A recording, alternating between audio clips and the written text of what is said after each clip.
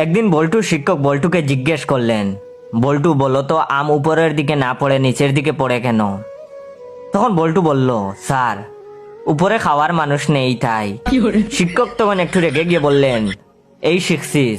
তখন তার শিক্ষক বললেন, আচ্ছা বল, লোহার তৈরির জাহাজ পানিতে ভাসে কিন্তু লোহার টুকরো পানিতে ডুবে যায় কেন? তখন বল্টু বলল, লোহার তৈরি জাহাজ ভেসে থাকে কারণ এর চালক আছে, কিন্তু লোহার টুকরার চালক নেই তাই এটা ডুবে যায়।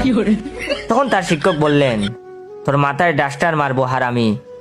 তার শিক্ষক বললেন, আচ্ছা এবার বাংলা দ্বিতীয় পত্র বের কর, ক্রিকেট রচনাটা লেখ, সময় মাত্র 30 মিনিট। কিছুক্ষণ পর বল্টু খাতা জমা দিল। স্যার তো অবাক, এত তাড়াতাড়ি রচনা লেখা হয়ে গেল। শিক্ষক তখন কৌতূহল সহকারে পড়ল বল্টু কি লিখেছে। বল্টু লিখেছে, খেলা শুরু এবং আকাশে মেঘলা মেঘলা ভাব, ডট ডট ডট, বৃষ্টির কারণে ম্যাচ পরিত্যক্ত। এটা শুনে শিক্ষক তো বেহুশ।